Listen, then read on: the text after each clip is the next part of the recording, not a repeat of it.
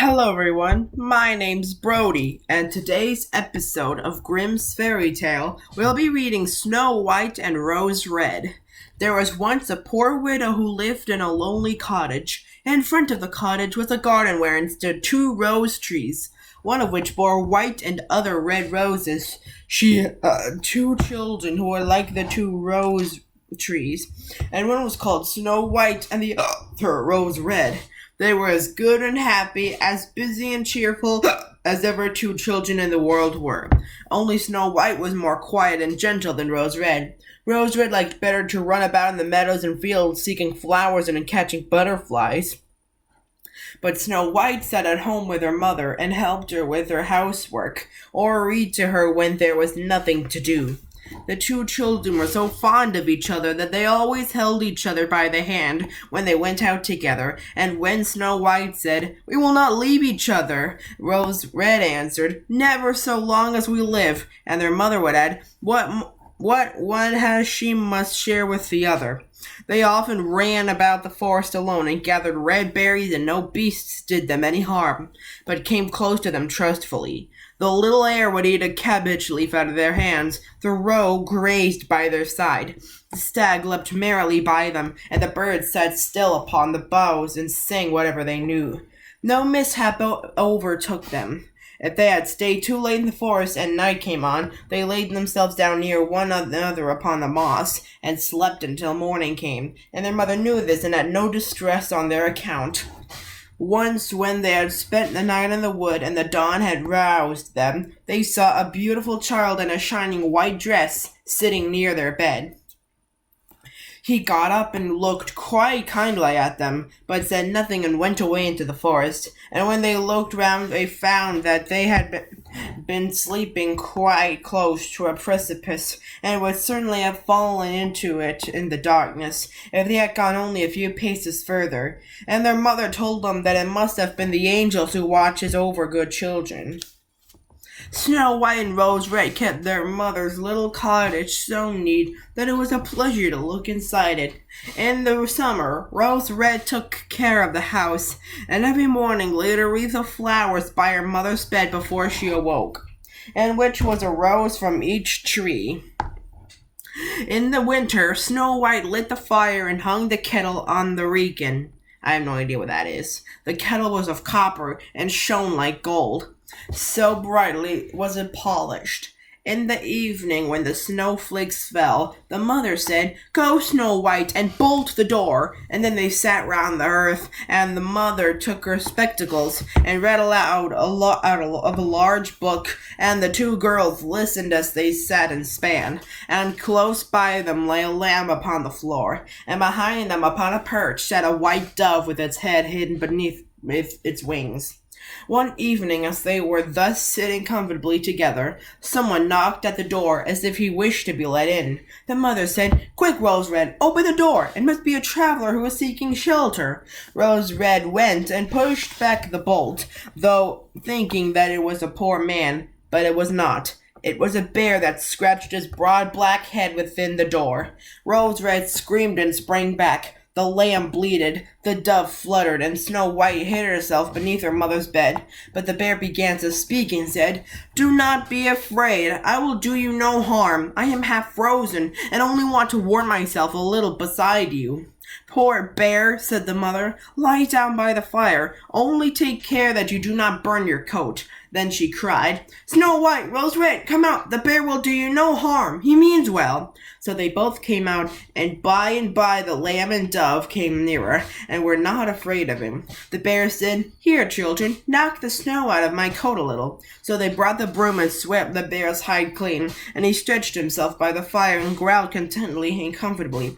It was not long before they grew quite at home, and played tricks with their clumsy guest. They tugged his hair with their hands, put their feet upon his back and rolled him about. Or they took a hazel switch and beat him, and when he growled they laughed. But the bear took it all in good part. Only when they were too rough he called out, "Let me alive, children! Leave me alive, children! Snowy White, Rosy Red, will you beat your lover dead?" When it was bedtime and the others went to bed, the mother said to the bear, "You can lie here by the hearth, and then you will be safe from the cold and the bad weather." As soon as day dawned, the two children let him out and he trotted across the snow into the forest. Henceforth the bear came every evening at the same time, laid himself down by the hearth, and let the children amuse themselves with him as much as they liked. And they got so used to him that the doors were never fastened until their black friend had arrived.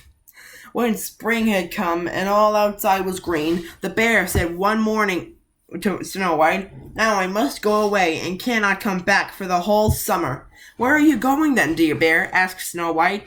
"I must go into the forest and guard my treasures from the wicked dwarfs. In the winter, when the earth is frozen hard, they are obliged to stay below and cannot work their way through. But now, when the sun has thawed and warmed the earth, they break through it and come out to pry and steal. And what once gets into their hands and in their caves does not easily see daylight again."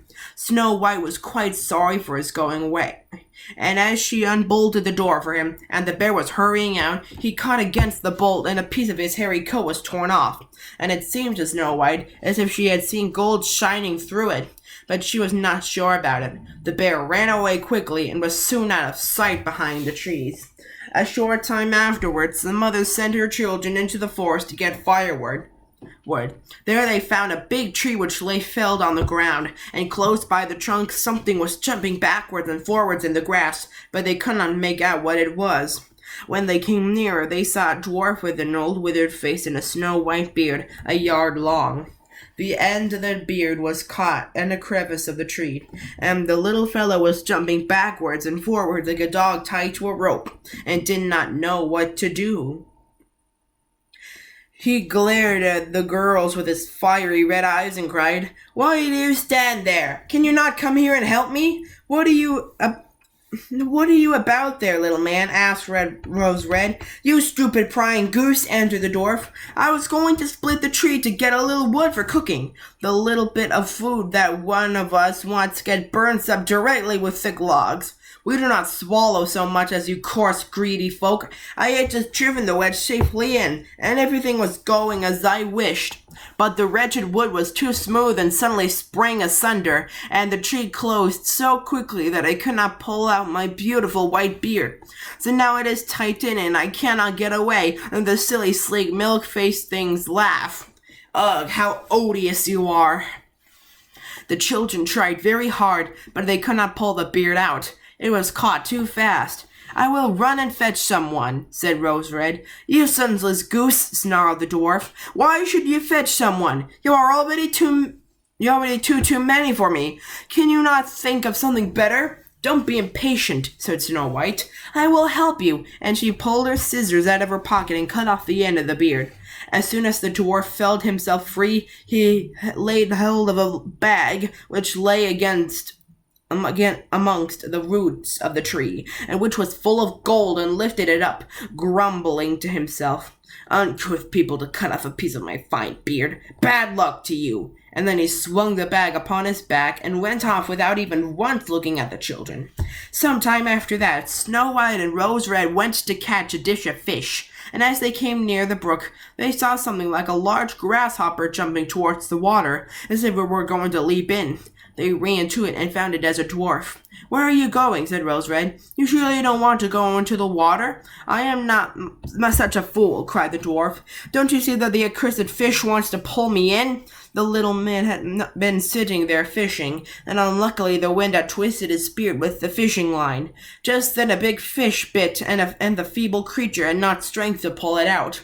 The fish kept the upper hand and pulled the dwarf towards him. He held on to all the reeds and rushes, but if it was of little good. He was forced to follow the movements of the fish, and was in urgent danger of being dragged into the water.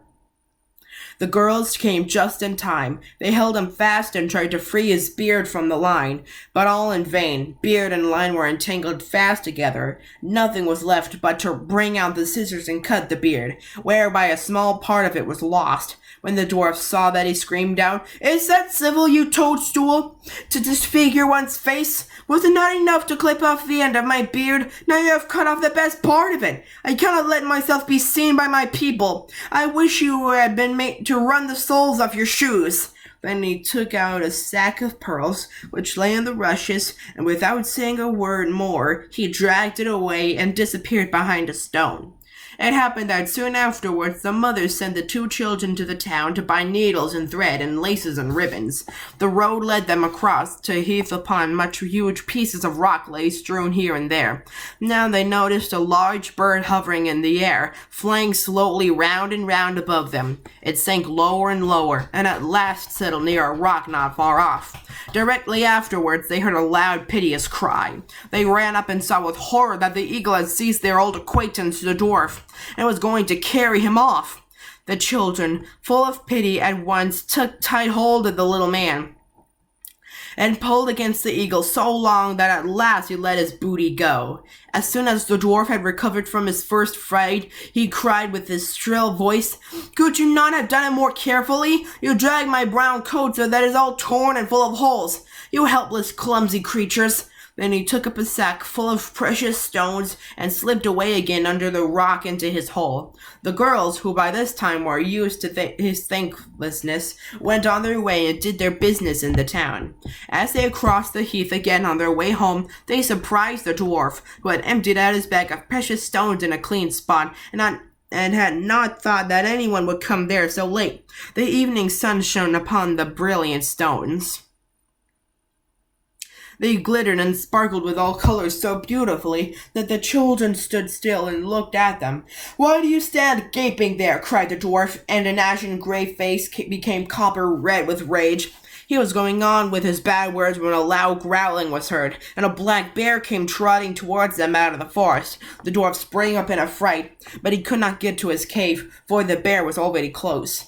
Then in the dread of his heart he cried, "Dear Mr. Bear, spare me, I will give you all my treasures. Look, the beautiful jewels lying there. Grant me my life. What do you want with such a slender little fellow as I? You will not feel me between your teeth. Come take these two wicked girls. They are tender morsels for you, fat as young quails. For mercy's sake, eat them." The bear took no heed of his words, but gave the wicked creature a single blow with his paw, and he did not move again. The girls had run away, but the bear called to them, "Snow White and Rose Red, do not be afraid. Wait, I will come to you." Then they knew his voice and waited, and when he came up to them suddenly, his bearskin fell off, and he stood there, a handsome man, clothed all in gold. "I am a king's son," he said. "I was bewitched by that wicked dwarf who had stolen my treasures. I have had to run about the forest as a savage bear until I was freed by his death. Now he has got his well-deserved punishment." Snow White was married to him and Rose Red to his brother, and they divided between them the great treasure which the dwarf had gathered together in his cave. The old mother lived peacefully and happily with her children for many years. She took the two rose trees with her, and they stood before her window, and every year bore the most beautiful roses, white and red. Be sure to like, comment, subscribe, and hit the notification bell so that way you won't miss any of my new episodes. This is Brody signing out.